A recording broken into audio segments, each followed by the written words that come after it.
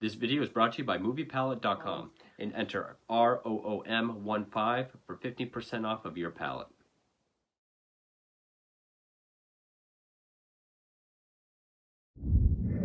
Hey horror fans, welcome back to Room 237, back with another review as I continue my run through of films based on real life serial killers. And this is not one that I own, this is one that I found on YouTube.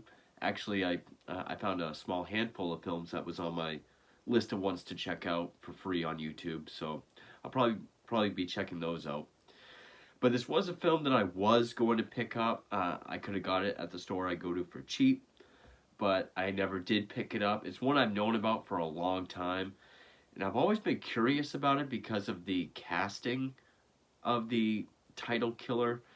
It was one that I always thought was weird. It would not work. But it is the 2007 film, Ed Gein, Butcher of Plainfield. Which, yes, this is yet another film written, directed, and produced by Michael Pfeiffer. I've done a number of his films already. There was Bundy, Legacy of Evil, the Kane Hodder BTK film. I haven't got to his Boston Strangler one yet. Drifter, Henry Lee Lucas, I've reviewed. So I've already done a handful of his films, and they're very hit and miss.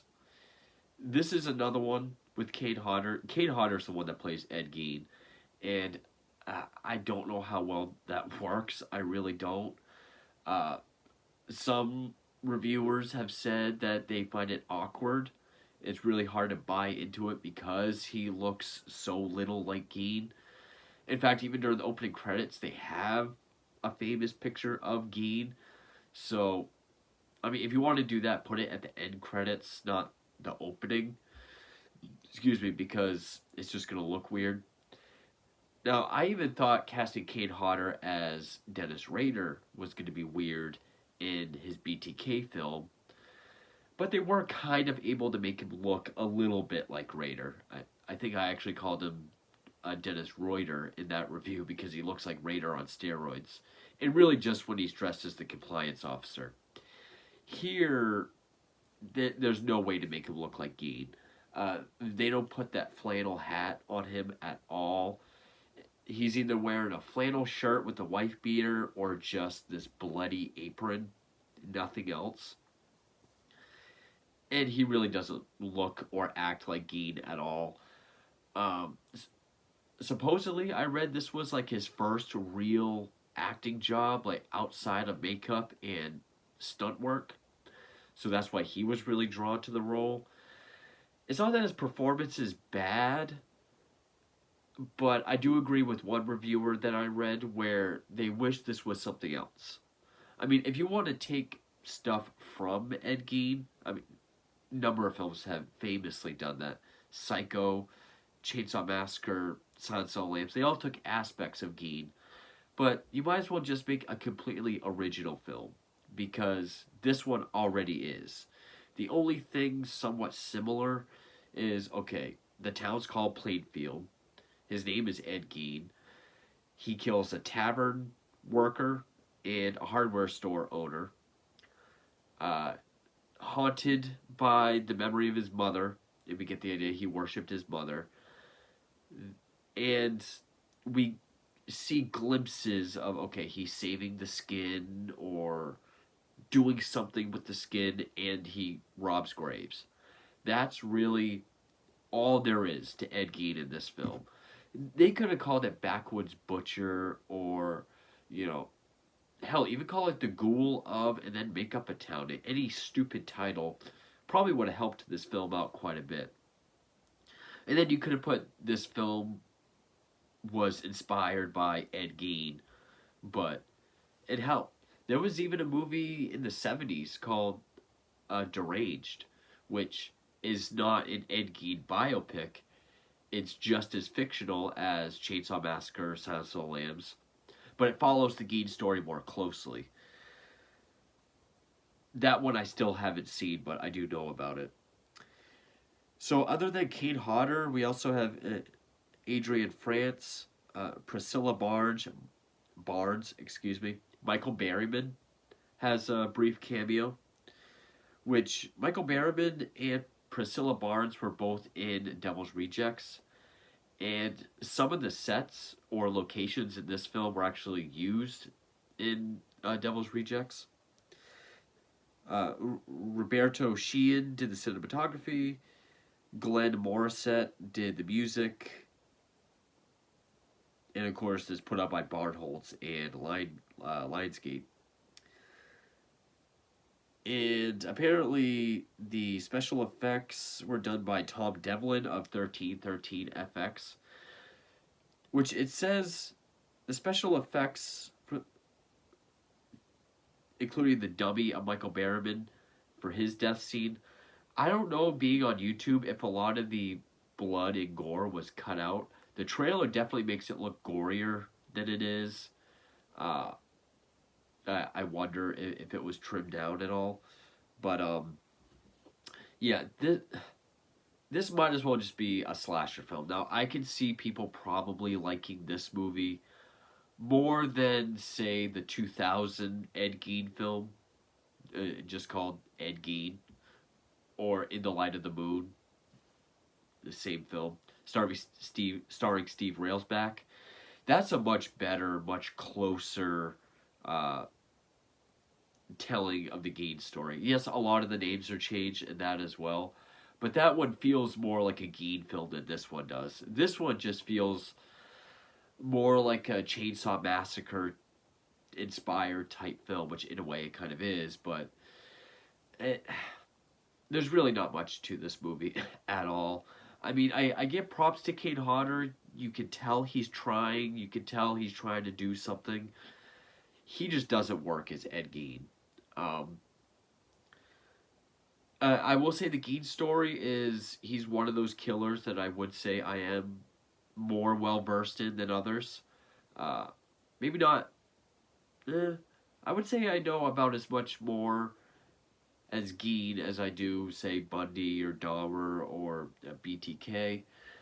Really, even though there's a ton of documentaries on him, including the ones I have, but if you have the 2003 Chainsaw Massacre, there's a really good documentary called The Butcher of Plainfield, which has Harold Schechter in it, which Harold Schechter also wrote Deviant, which this is considered to be the most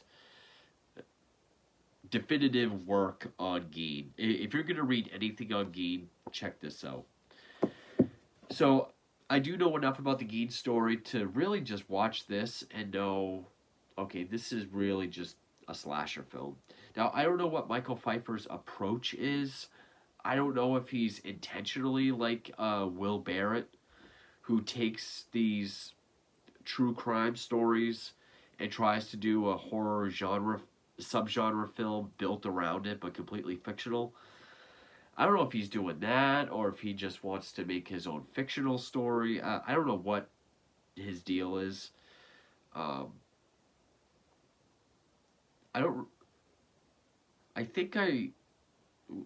There was one, whichever one I reviewed, I said I was actually surprised at how accurate it was. It might have been the Henry Lee Lucas one. But in any case, yeah, this might as well just be a slasher film. I mean, we see him... The trailer makes it look like he kills a lot of people, but there's like a girl in the beginning that he picks up, and then the ones that are based on real people, like the tavern bartender and the hardware store owner, their deaths are nothing. There's real... Sure, when he's looking at them, he hears and sees his mother in them, but they're very quick scenes. There's nothing building up to them or anything. Despite what the poster looks like, I don't remember a single scene of him wearing skin whatsoever. There's one single shot where we see, skin laid out, like nailed to a wall, but like laid out, which... And that's also the only thing we see of like his keepsakes from around his house that have become famous. They do show very briefly a female character strung up by the ankles, gutted like a deer, like Bernice Warden, the hardware store owner. but it's not her. Her character's over here, dead and whole. So they're really mixing things up quite a bit. I'd say about half of the movie is actually following Bernice Warden's son, who has been renamed Bobby from Frank, who is the sheriff's deputy. It's more so just about him, or it focuses on him quite a bit. Him being a mama's boy as well, him wanting to ask his girlfriend, the sheriff's daughter, to marry him, and it's really just following him in his life. Uh, it kind of plants the seed of him being suspicious of Gein early in the film, in a way that makes him look inept as hell, where he's with his girlfriend in the car, they're making out, someone drives by, so they like hide, even though he's the deputy. Gein drives by in his truck with a body being dragged behind it. They're like, whew, that was close. He almost saw us. They didn't notice the body. He says it's Ed Gein. He's like, that guy's kind of weird. But it doesn't show that gradual suspicion at all. They totally change how he, how he gets caught. Even when he goes in the hardware store, nothing about antifreeze or anything like that. It doesn't even show people finding out. You just see these customers walk in the hardware store. They're like, well, we want to buy this, but there's no one here. And then in the next scene, there's like a press conference about previous murders. And someone runs up and they say, Vera Mason from the hardware store is missing. There's no one there. And then we don't see her again until she's at Gein's house. They didn't really put any effort into making the house look dilapidated or hoarded with garbage and stuff the way Gein's was. From what I've read, you can definitely tell that the script was written in 3 days and the film was shot in 10, because that's what I read about it. You can definitely tell. This does feel very rushed, barely thought through. There's even a scene where when Bobby is radioed saying that his mother's missing, so him and his girlfriend are racing back to town, but it's middle of the day, daylight. We see some other stuff, then we cut back. They're still driving, but now it's nighttime. Like, it takes that long to get back into town. It has this really bad, I wouldn't even say TV movie. It's a level above shot on video. I would say it even looks worse than some of Pfeiffer's other films. And then, of course, cast-wise, you got other players in Pfeiffer's films. One member of law enforcement. He was law enforcement in the Henry Lee Lucas film, his BTK film. I think he was in Bundy, Legacy of Evil, but I could be wrong. The woman that plays Sue Layton, the Mary Hogan stand-in, the tavern bartender. She was in the BTK film. I think she was in Henry Lee Lucas. So, kind of like Rob Zombie, you have those same faces that are in all of his movies. The dialogue feels very haphazardly written. There's nothing great about the cinematography. There's a scene with a rollover in a car, but it literally looks like, it doesn't even look like they turned the camera. I couldn't even tell what was going on. I could tell there was a rollover, but it looked so, it almost looked like the camera was strobing. And yeah, we see Gein kill numerous people, like the girl in the beginning, Michael Berryman, which, as cool as it is to see Michael Berryman, it feels like they shoehorned him in there and they couldn't even think of a decent character to give him. Which, side note, I would almost say he would make a better Gein than Kane Hodder would. He's the friend that helps Ed dig up graves, which Ed that never would have happened. Ed didn't even really have any friends. He was liked by people in Plainfield, but no one really considered him a friend. Nor would he take anyone on these nighttime escapades. But he brings up his mother and his brother, and then he just gets mad and kills him with a shovel. Now, another reason why I'll say I think people might gravitate more towards this Ed Gein film rather than the Steve Railsback one is because, yes, there are more kills. Some are even very Jason Voorhees-esque. I mean, he kills this one, I don't know if he was a cop or the caretaker of the cemetery, but he catches Ed out there. He's got a big bag, tells him to get out. There's been a lot of grave robberies. He drops the bag. All these heads roll out. He holds him at gunpoint, and Ed grabs him. I think he punches him a few times, but he takes his head, and there's a tree with like a fork in it, and he like shoves his head through, stomps it down to get it stuck, and he goes over to the other side with a big branch and hits him in the face, and he comes out of it. So I think people might gravitate towards this more just because of the slasher violence instead of the more slower burning. And not to say the Steve Railsback film is very accurate either, but it's a more accurate telling. I know people probably want me to stop bringing up the term surface level, but really I think that's who it might appeal more to. But, yeah, it doesn't really add anything to the Ed Gein story. In fact, it even ends the same way as the Steve Railsback film, where you have someone, more emotionally invested into the final victim instead of the co-worker in the Steve Railsback movie. It's the son, holds Ed at gunpoint, and he's got the sheriff and other cops behind him telling him, don't do this. You're a man of the law. You're not at his level. Just arrest him. It's not going to make you feel better. Just arrest him. So he does. Sort of that. You have that moment. But it's so... There's so little things that make the Ed Gein story unique that they don't even show. Like a lot of the skin wearing or the house decor made out of skin or anything like that. I can't even really call it a bullet point film because it doesn't really follow any of the Ed Gein bullet points other than bartender, hardware store owner.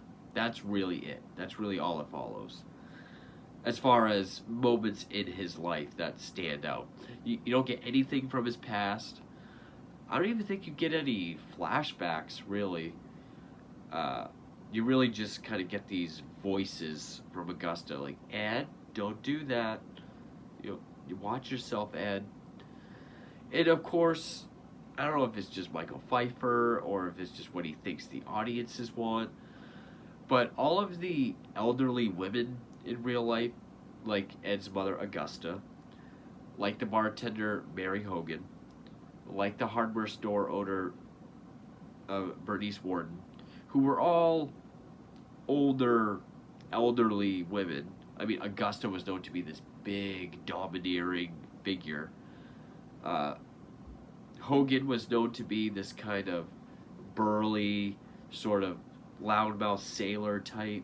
And then Bernice Warden was kind of seen as a very sweet, almost like a golden girl. All elderly. The actresses are older, but they're still, conventionally beautiful. So I don't know if it's just he has to have attractive people or people he knows. But, yeah. I don't know why he can't just cast old people as old people. I've already gone on for almost 20 minutes, but I really don't know what to say about it. It's poorly acted. Kate Hodder's trying. He's really enjoying being able to act outside the makeup. I give him props for that. He did do fine, which really makes me wish this was a different movie. It doesn't do anything for the Ed Gein story. You literally could have named this anything else, and people might have said, "Oh, this is kind of a Ed Gein-ish type story." That's it. They really could have named it anything. Um,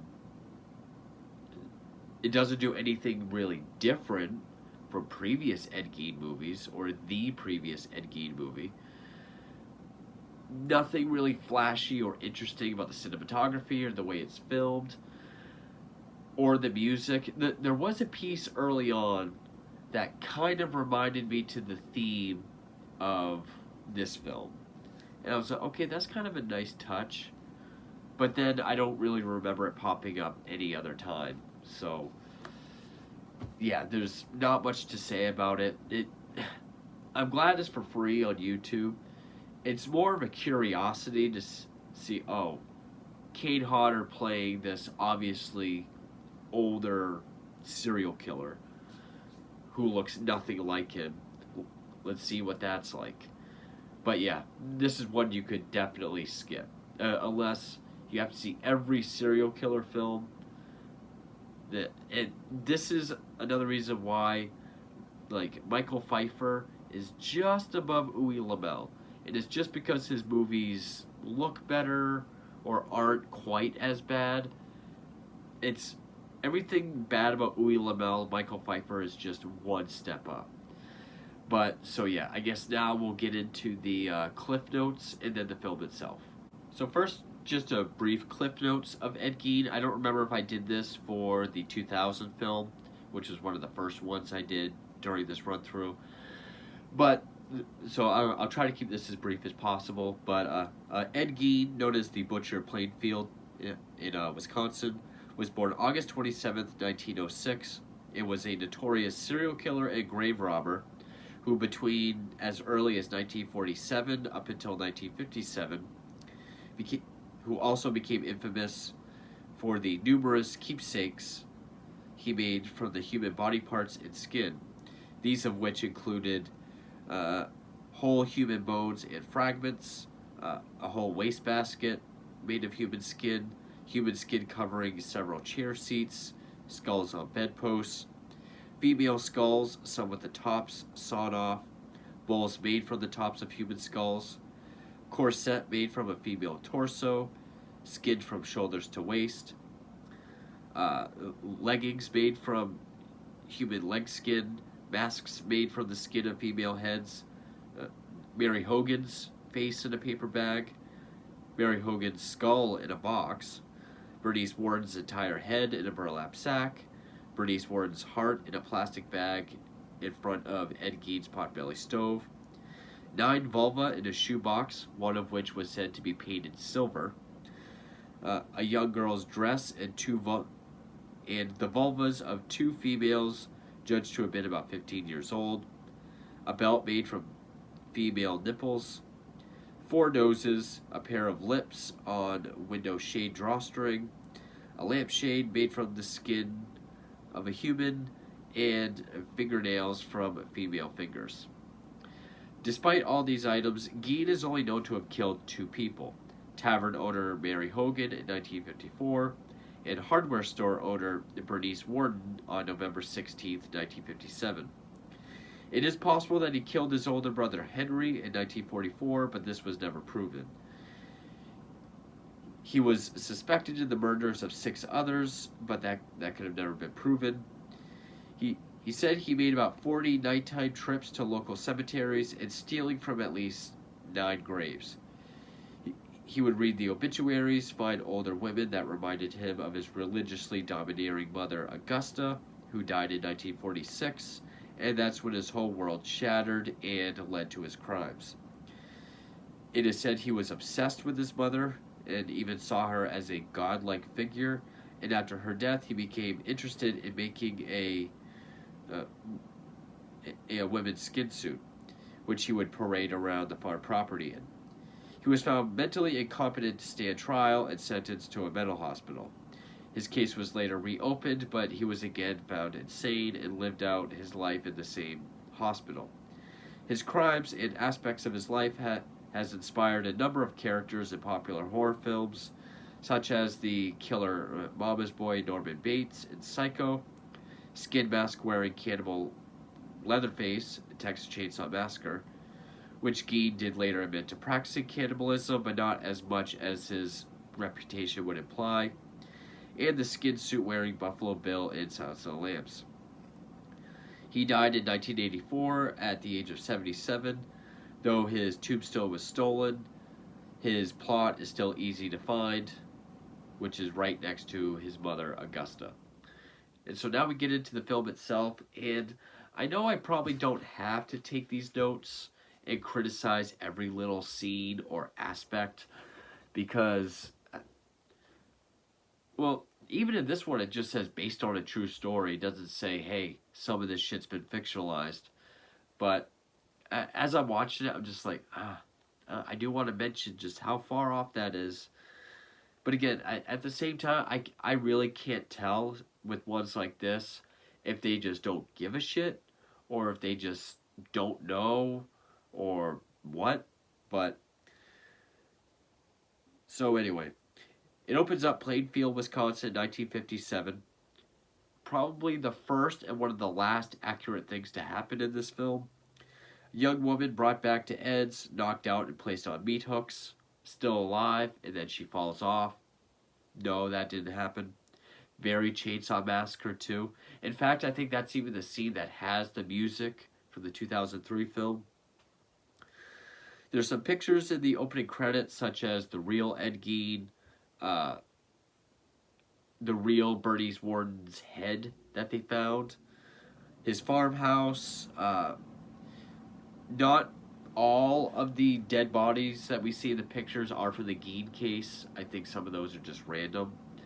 In fact, many pictures of Gein's keepsakes haven't really been released. You can only find very few of them.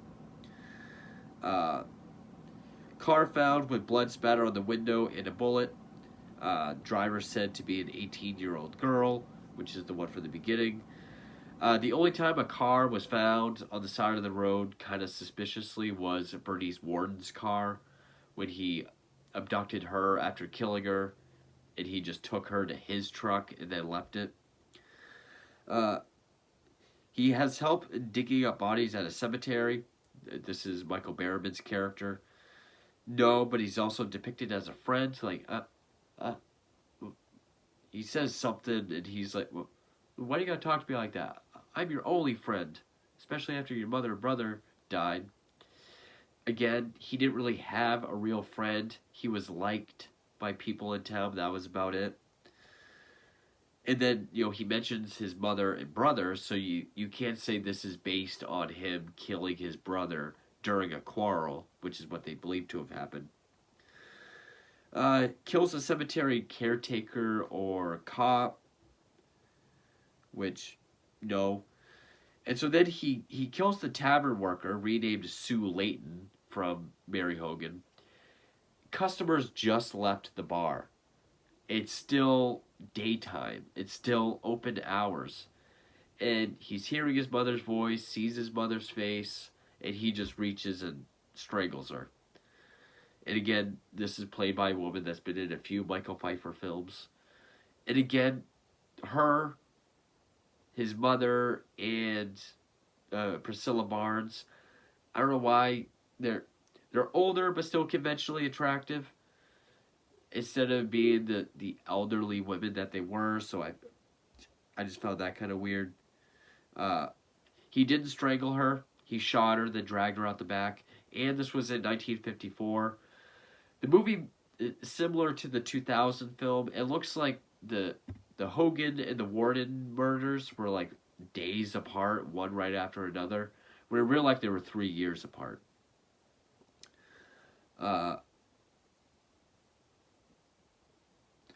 Another thing is the thing that the voice of Augusta keeps saying is, watch yourself, Ed.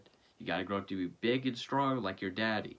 I don't think she would have ever said be big and strong like your daddy, because it was said his mother and father hated each other, and she belittled him quite a bit.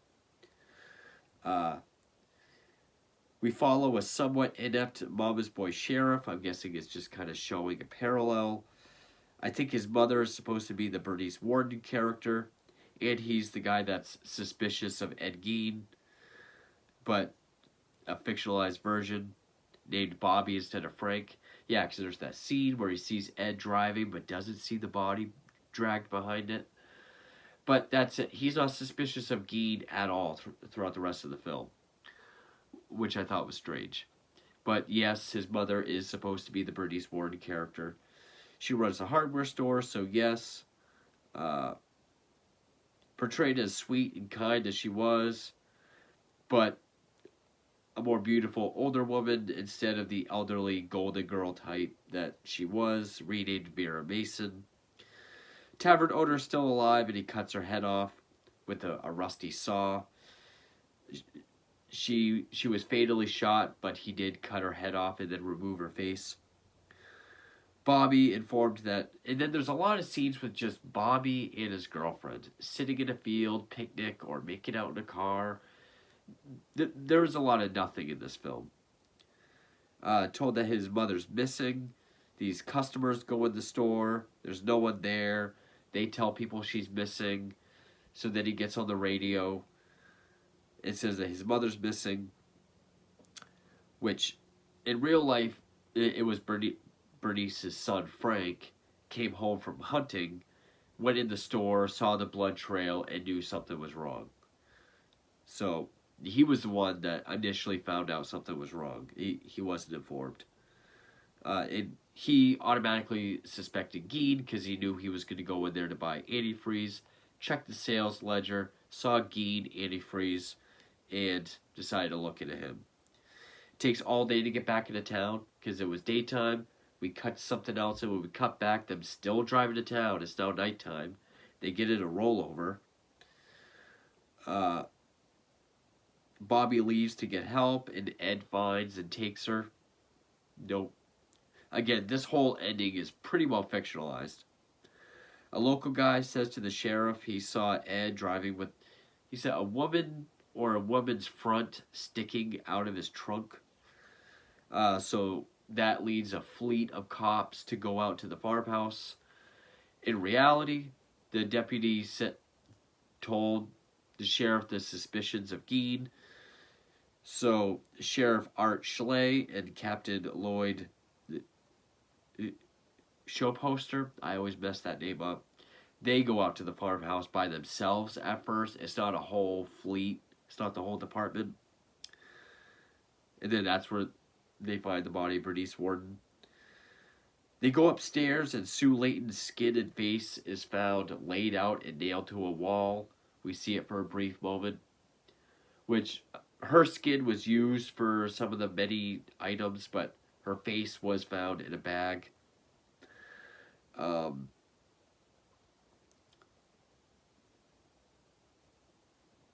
So then a body is found out in the barn, strung up by the ankles, upside down, gutted from groin to chest like a deer, which is what happened to Bernice Warden, but she was also decapitated. And we find out this is the 18-year-old girl or whatever from the beginning of the film. Also, like 3 or 4 officers walk in on this scene, when in reality it was either the sheriff or the captain that when they were by themselves. Also, close enough to a barn, it was a shed attached to the house called the summer kitchen. So then they find the body of Vera, who's still whole, but she's dead on like a table. So they put the infamous finding of Bernice Warden being gutted like a deer, but they made it someone else, so they put her over here.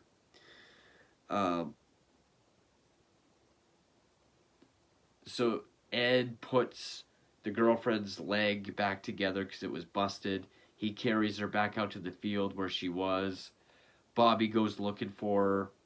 He finds him, holds Ed at gunpoint, and then you have the similar scene with everyone telling him, you're a man of the law, just arrest him, just arrest him. tries to be intense, where we hear a gunshot go off, even though the gun's right here.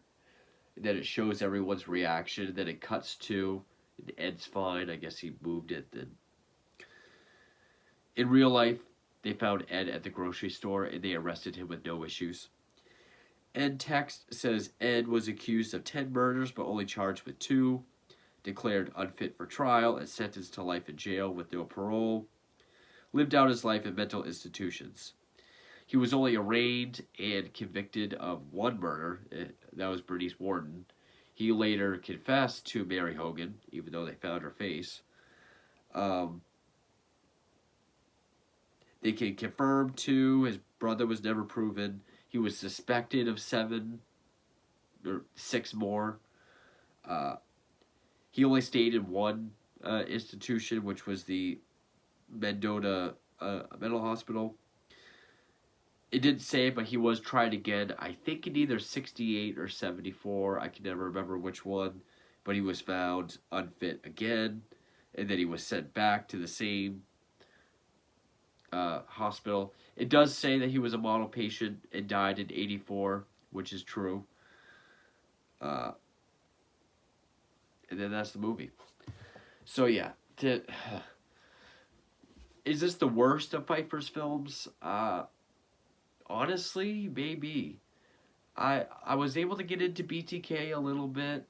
I was surprised by the Henry Lee Lucas one. I still haven't seen his Boston Strangler one. His Bundy one isn't that good, but it is better than this. I don't even see the point in why they made an Ed Gein movie. The acting is bad. Nothing special about the cinematography. It looks just a step above a bad direct-to-video film. It's so little of it is factual that, again, I don't see the point as to why they made an Ed Gein movie. They could have just been like, hey, let's make a Gein-esque type film, but make it completely fictional. That I actually think that would have helped this movie. But yeah, this movie's pretty bad. The only thing kind of giving it curiosity as to why people might want to check it out is to see Kane Hodder play Ed Gein.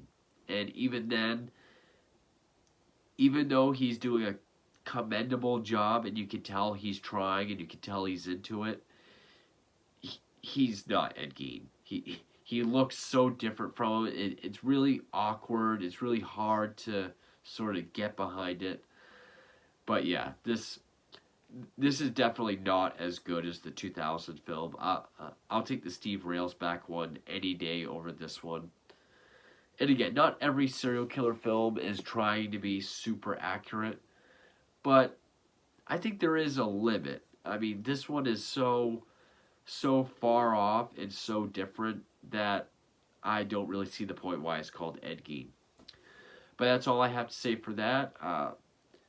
I still do have that Boston Strangler film and 2 Manson ones, but I did find a handful that I wanted to check out on YouTube, including Who Killed Atlanta's Children, based on Wayne Williams, but that was like 4.5 hours long, so I don't know when I'll get to that. But I did find some more to check out, so I'll be doing those. I might go into December a little bit because I haven't planned any Christmas movies, but stay tuned for those, and thank you for watching.